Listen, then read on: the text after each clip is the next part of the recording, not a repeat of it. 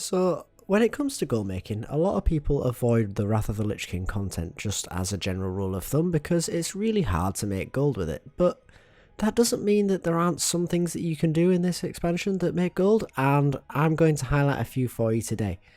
Now, when it comes to the game outside of gold making, I loved Wrath of the Lich King. It was a fantastic expansion, and as a result, my nostalgia gets me wanting to come back and revisit this content quite a lot, so I went out and tried to find myself a few good little gold farms, and you know what? The general consensus is right. It is quite challenging to make gold with Wrath of the Lich King content.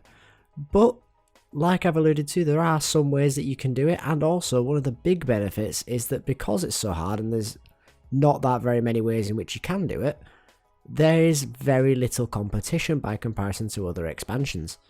So we're going to dive right in here and give you a rundown of 3 of my favourite gold making methods for Wrath of the Lich King, or more 3 different items that you can farm. Now, at the time of recording, 2 of these are conclusive and 1 is more of future speculation, but I'm definitely going to mention it because if it does pan out to be the way that it's expected to be, it is going to be a very lucrative market to get yourself into, providing you've got the RNG that is required.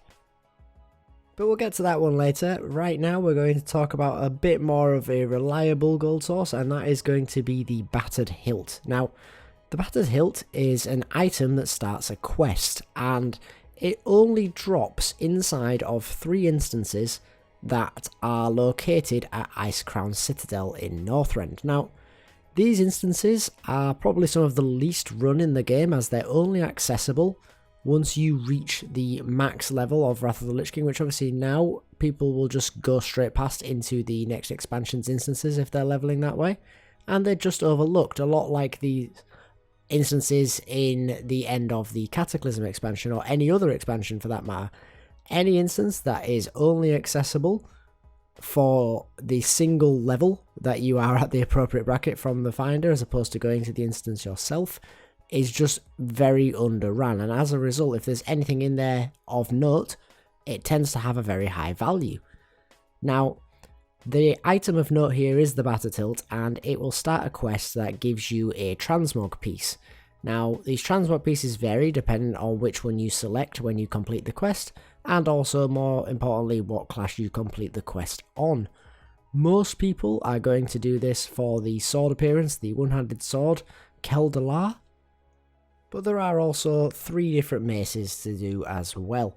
Now, the quest chain itself, if you're curious, is very easy to do now, given the level disparity from what it was originally intended for to current max level content, but it is going to take some time, and the biggest restriction is getting this item in the first place to start the quest. Now, that is why this item holds value. Now, when it comes to the farming of the item, it's actually very simple. As I alluded to, you can do it in any of the 3 instances that are attached to Icecrown Citadel, and there is really only one option for reliably farming this. So we're going to take ourselves into the Pit of Sauron. Now, if you played through the story-wise at the time, that is the 2nd dungeon that you would encounter, and the reason we're going to use this is simply that the first instance is very sparsely populated with mobs, and you're going to find yourself with a very low kill count in total, and the 3rd instance is even worse, being the same in nature but also being behind a time-gated event.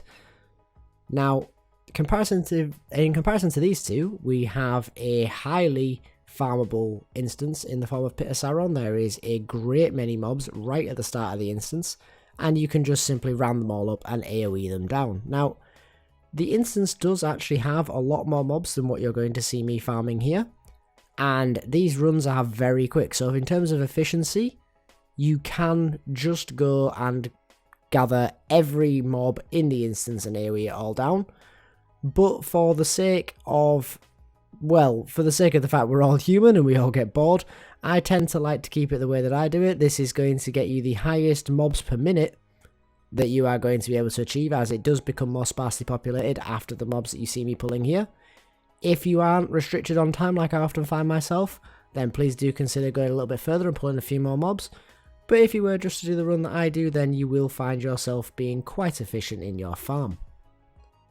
Now this item isn't all that rare in that you could probably get yourself one of these items if you have a little bit of fortune on every 10 lockouts. At least that's what it works out at in my experience. Now, you are unfortunately going to have to deal with the fact that the downside of this farm is that there's very little in the way of steady gold. If you don't get one of these battered hilts, you're not going to find yourself making a particularly high profit. That being said, there is a few small influxes of gold. There is 1 or 2 pieces of transmog that you can get from greens that have value. They are going to be slow shifters, but they might be worth looking into depending on your server. And also the grey items that you get, you will actually get in abundance and you will be selling for a decent amount. It's not ludicrous gold and it's not worth coming here specifically for, but it is something of bad luck protection if you're here for the hilt. Now, to access these dungeons, it's actually quite simple. All you're going to need to do is go to your faction capital, take the portal to Northrend Dalaran, which is the Dalaran listed as being in the Crystal Song Forest, and then you're just going to fly west, and you will find yourself at Icecrown Citadel. If anyone is running this instance, they will know where it is, because the instance portal for the dungeons is actually just around the corner from the instance portal for the raid. If you find yourself at the raid door, simply go up 1 floor to the ramparts, and it is on the western side of the ramparts. Run on in and just take the portal that is for the Pit of Sauron and not the other 2. It is the one located on the right hand side. Now that you have ran this instance and you're getting yourself a little bit bored of repeating the same instance, we're going to go next door into the raid for our next 2 items. Now, obviously it makes sense to do these farms in conjunction with one another as it cuts down on travel time, as they are right next door. If you find yourself running Icecrown Citadel every week regardless, for perhaps doing the legendary questline that I made a video on, then you will find yourself next door to the instance for the Battered hilt regardless. But Icecrown Citadel is actually a great gold making dungeon in of itself. Now, there are some caveats to this that we'll get onto, but first we're going to look at the 2 big ticket items that we are looking for. Now, the first item that we're going to be looking for is the Drudge Ghoul. Now, this is a battle pet with a very high value. Now, the reason it has such a high value is unfortunately because there is a detriment when it comes to getting it that most of us will apply for as well, and that is that it only drops on normal mode of Icecrown Citadel. Now, a lot of people that are running Icecrown Citadel are running it for the legendary, which can only be done on heroic, or they're running for the mount, which again can only be done on heroic. Now, if you're finding yourself in a position where you want to run Icecrown Citadel and you're not looking for either of those items, then you may want to consider running on normal mode for this pet, given its obscenely high value and low supply. Now, the Icecrown Citadel run up to the point of this pet, which drops from the Lich King, is often not particularly valuable. There isn't a great deal of items of note, but obviously selling the purples you get from the bosses to the vendor does give you some consistent gold whilst performing this farm, and there is the chance of a couple of rare pieces of transmog as well. Now, the final item that we're going to talk about is something of a controversial one, and that is Invincible. Now, Invincible is the mount that I alluded to earlier that you can run to acquire in the heroic mode, 25-man heroic mode of Icecrown Citadel. And at the time of this recording, in patch 8.1.5, it is a bind on pickup mount, which means of course that you can't sell it. However, in the current build of the 8.2 PTR, the mount is being changed to be sellable.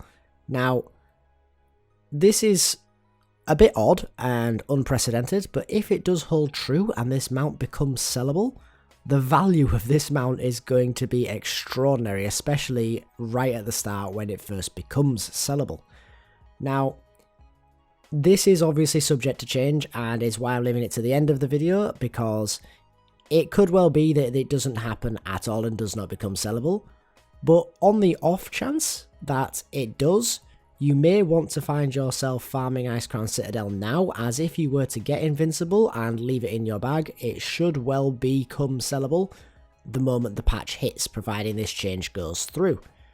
Now, this mount is obscenely rare, mainly due to the fact that it combines a low drop chance with the fact that it is only farmable once per week per character, and as a result, it is not widely attained. Now, I have friends who've been farming this since Wrath of the Lich King, running the instance on 10 plus characters a week, every week, and still don't have the mount. Now, obviously, that's some pretty extremely bad RNG, but a lot of people have also found themselves with that same level of RNG and have given up on the farm entirely and want this mount. Now, the fact that it is currently unsellable obviously means that the supply that has been building up has been being either sold to the vendor or simply deleted up to this point, so there is no real reserves in anyone's banks, and obviously by extension the demand hasn't really gone down. The amount of people that are getting this mount comparative to the amount of new people starting playing the game means that the demand is actually going up. So if you were able to get your hands on one of these mounts to sell the moment the patch goes live, I imagine you're going to make a ludicrous amount of gold. Even if you're watching this video at a later date and you're getting one long after the mount has become sellable, then you are probably still going to be in for a very high amount of gold, as the drop chance is unlikely to change. Now, obviously, if you go farming this, chances are you're going to be like everyone else and not get it, but if you're running the instance anyway, it is worth bearing in mind. Now, I have already said that this is subject to change, but I can't stress that enough. With it currently being a PTR issue that it's going to be sellable, that is a potential to just be reverted at any point. I highly doubt that it will, because they wouldn't have made the change in the first place. It'd be a very obscure change to make if they didn't have a plan for why they were doing it. But please do bear that in mind. I don't want anyone farming this, collecting 10 and then it not being sellable and blaming me. So I am making you very, very aware of the fact that this is subject to change. But I am also not thinking it's going to, and I am farming it myself. I am that confident in that potential for a gold market. So that's going to be it for this video, guys. I do hope you enjoyed. If you did, please do consider liking the video. It helps out a great deal. And if you want to be informed of the next big ticket item farming video, then please do consider subscribing to the channel. But that's going to do it for today, guys. I hope you enjoyed, and I hope to see you in the next one. Later.